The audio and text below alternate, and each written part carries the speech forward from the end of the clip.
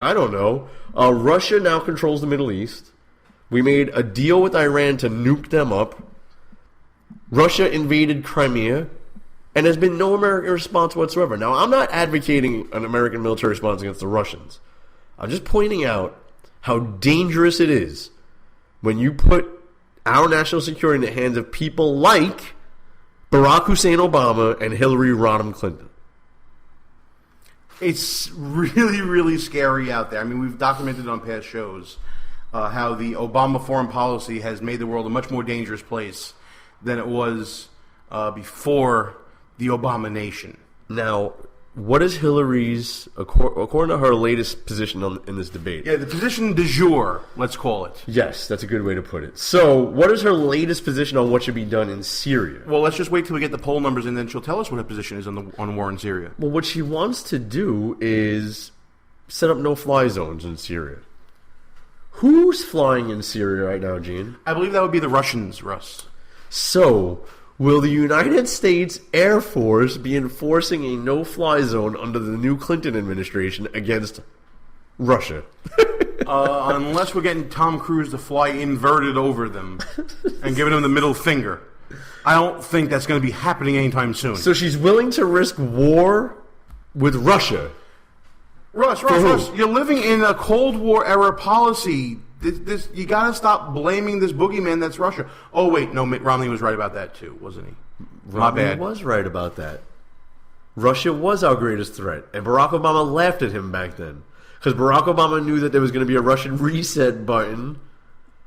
I have something to say about him afterward. Go ahead, Jim. Okay, I just got to do really quickly that we are at halftime here on Behind Enemy Lines. I'm Gene, he's Russ, and while we got you listening, check us out on the web at www.behindenemylinesradio.us during our live shows, which is now on Tuesdays at 10 p.m. on We Are America Radio, the number one political talk station on Live365.com. We got a listen live page. We got a chat room going. Check it out on Tuesdays at 10 p.m. Check out all the great stories. Check us out on Facebook and Twitter at BEL_radio. And please check out the official Brooklyn Young Republicans, the place where this show came from, at www.brooklynYRS.com. Let's get back to your point, Mr. Gallo. Gene, did you catch any of the 60 Minutes interview with Obama? No, I had more important things to do, like clean my bathroom and, I don't know, there was this one screw that was, like, bothering me on. It was actually pretty damn good, I have to say. So if anybody's bored, really? I'd rather watch that again than the Explain. Debate. Obama pretty much got grilled, and it was the first time I've ever seen him get grilled. And remember, Obama's been on the O'Reilly Factor and other shows. He's never really had a tough time. From O'Reilly. Come on. O'Reilly's a loser. Yeah, so he's never really gotten grilled like this. And I was shocked, because that's a CBS show, and they grilled him. But one of the questions that they asked him, which I was intrigued by his answer, was about Hillary's emails. And he said it was a major issue. He also said that he had no idea that she had her own server, which I don't understand that, Gene. The President of the United States has to converse with the Secretary of State via email at some point. Has to. He didn't notice that the email address was like Hillary@Clinton.com. At like Juno. You know what I mean? Yeah, something like that. Did he not notice? Like, how is that even how stupid are the American people that they hear these responses to questions and take them at face value, the answer, without doing any research, any independent thinking? How is it possible that the President of the United States did not know that Hillary Clinton was using a private email? Well, you know, Russ, he just found out about it by watching the news, and he was shocked when he heard the news about it. Isn't that always the thing with President Obama? Anytime something happens, whether it was Solyndra, Fast and Furious, all the other scandals that were going on for so many years that we can just rattle off ad nauseum, wasn't his response always, well, I just found out about it through either reading the New York just Times, found out about just like you. I just saw it on the news. Yeah, I saw it on the news. Come on, man. How dumb do you think we are? It's ridiculous. Absolutely ridiculous. I just want to know if Donald Rumsfeld had a private email. Secretary of Defense under George Bush. We'll try to get him on the show and find out for you, pal. You know, if he had a private email, and I don't know, him and his wife made millions of dollars giving speeches in foreign countries while he was the Secretary of Defense, And it turns out that the private email server was in his basement, and then when he left office, he wiped the server clean and then ran for president. Do you think it would be the same, Gene? You think if it was Dick Cheney, we'd have people on stage saying, yeah, we've had enough, we don't want to see the emails? Give him the benefit of the doubt. Well, let's put it this way. I mean, think about just on a state level what Chris Christie went through the whole Bridgegate thing that ended up being totally cleared on. For those of you guys who didn't follow that, let's just briefly fill the people in. Give a comparison of the two, Russ. So, Governor Christie, the fool governor from New Jersey, Republican supposedly, I guess. Shout out to our friends at WNJC 1360 AM, Philadelphia's Renaissance Station, based in the state of New Jersey. At some point years ago, some staffers on Governor Christie's staff were accused of orchestrating a lane closure on the George Washington Bridge, which resulted in traffic jams in a little town called Fort Lee, New Jersey.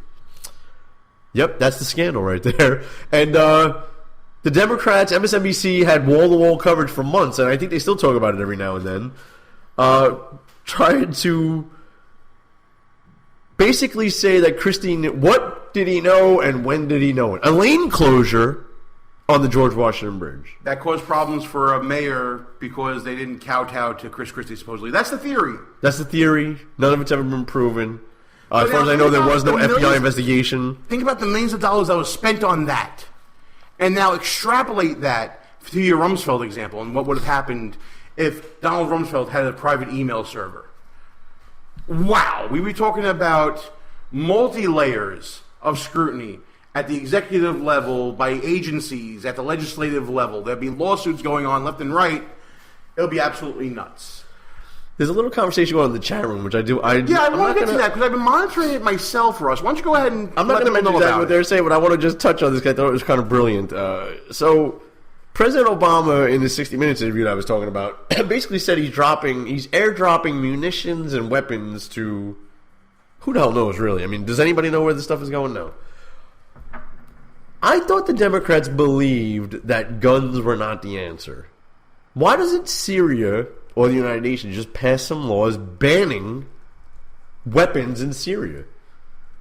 Why is the theory that if you drop guns to the quote-unquote good guys that are in Syria, somehow that will be a good thing? But in the United States, there's no correlation there between those two views. That good guys with guns are not a bad thing. I don't understand it. I mean, if we're going to follow the Democratic logic, then why don't we just help empower the government there to ban guns? And that should stop ISIS. We'll ban beheadings and guns. We banned drugs, didn't we? And that stopped all drug use and the drug trafficking and drug economy in America, right? I mean, that solved that whole thing. Yes. Oh, wait, no, it didn't. Drugs are illegal, so they're impossible to get. That's true. So we'll make guns illegal. Let's just ban everything so that way we know that we have nothing else to do and that'll put all legislators out of work. No, it doesn't work. By the way, what's the latest trend? And we have some Jewish listeners in the audience tonight in the chat room. What's the latest trend? Here's a trivia question. What's the latest terrorist trend in Israel these past couple of weeks? Anybody following the news? Why don't you go ahead and tell us? It's stabbings. Palestinian terrorists are pulling. I just watched the video earlier on the news today. It made me almost sick to my stomach. Wait, that's it. I understand. I'm sold. I'm sold right now. Ban all knives. That'll get rid of it, right? But it proves a good point. You ban. The video. You have to watch this, guys. Google it. Whatever you have to do to find it. It's a car bashes into a bus stop. The terrorist jumps out and starts stabbing women and everybody else standing over there. And then he is finally taken down with someone with blank. What do you think it was? Nail file. Incorrect. A shoe. They like throwing shoes over there. They do like throwing shoes, but this was a Jew with a gun. And that's a good thing. There you go. There you go. By the way, update from the debate. Just want to bring it back to what we originally started talking about here. Hillary Clinton, according to the New York Times, as of 2 minutes ago, 24 minutes, 7 seconds. Bernie Sanders, 23 minutes flat. O'Malley's got 13 minutes, close to 14 minutes. Jim Webb, 13 minutes and 4 seconds. And Lincoln Chafee, 7 minutes and 39 seconds. By the way, why when I said Jew with a gun, you made like a weird face? I didn't make any weird face. I don't know what you're talking about. Stop trying to draw up old wounds here. Anyway, so that's what's going on with the debate. I got to ask you one question, Russ, about O'Malley. I just want to go back to the debate just for a little bit. I know we've been going off on a couple of tangents here, mainly because we're bored. The debate is we're bored with the debate. Astonishingly boring, but go ahead. Martin O'Malley, former mayor of Baltimore, former governor of Maryland. Did he have anything to say about the whole Freddie Gray thing and all that stuff? I actually checked out a part of the debate on that, and he was touting his record as the mayor of Baltimore of actually bringing down arrests. Yes, you notice how he carefully crafted that, right? Yeah, they were at an all-time high in 2003, and then they leveled off. So you see the way the Democrats operate. We've brought down the number of arrests. Yeah, I thought that was a great line that Dems just glossed over. When you bring down arrests, doesn't that mean that it doesn't necessarily bring down crime? Like, I have stepped on 10 less cockroaches in my apartment last week. Does that mean that there are not cockroaches in the apartment? I just stepped on 10 less. Like, I don't want to lose anybody. Like, is logic in America, is that something that's still taught or understood or practiced anymore? Because he dropped the number of arrests while he was the mayor in Baltimore, that's not an indicator that the amount of crime went down.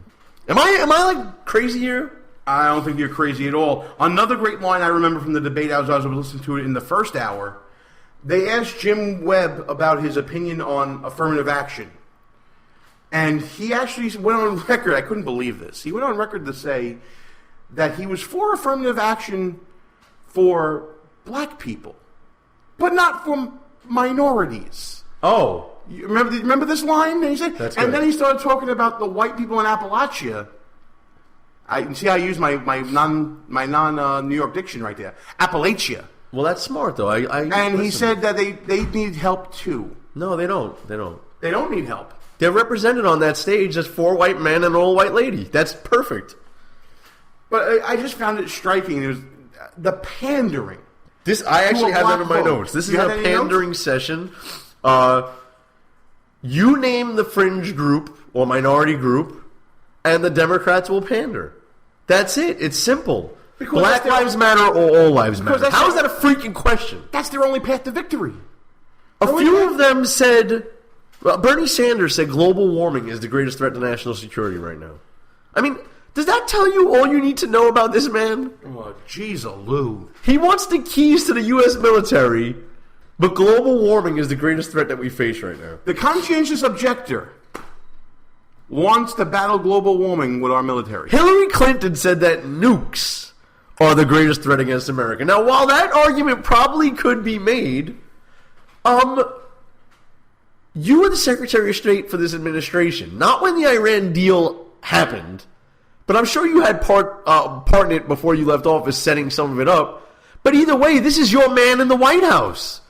John Kerry's your buddy who's the Secretary of State now. If nukes were such a big threat, then why are you against being aggressive with Iran? Why are you against being more aggressive with the Chinese and the Russians? Why was your husband against being aggressive with the North Koreans? If you truly believe, Mrs. Clinton, that nukes are the greatest threat to American national security, then why are you not finding any things I mentioned? You know, as we're talking about Hillary Clinton, I just want to bring up a quick programming note that in the coming weeks, actually, probably by the end of October, we're going to be bringing you an exclusive interview with Roger Stone, the former campaign advisor for Donald Trump, who recently wrote a book about Hillary and Bill Clinton, talking about issues of spousal abuse by Hillary Clinton towards Bill. Look for that interview in about 2 weeks, folks. We're excited to bring it to you here on Behind Enemy Lines Radio. And when we come back from another quick break, we're going to go into our final thoughts on the debate as it's winding down, and we're going to talk about Russ's article that he wrote recently on www.behindemylinesradio.us, talking about Planned Parenthood and what you should do to defund it and where the money should go. Gene and Russ, Behind Enemy Lines, we'll be back right after this brief word from the Reverend Al Sharpton. Yes, I said Reverend Al Sharpton. You'll understand it in a second. Here we go. The show will be right back. But first, a word from Al Sharpton. But resist we much. We must. They're all jitty.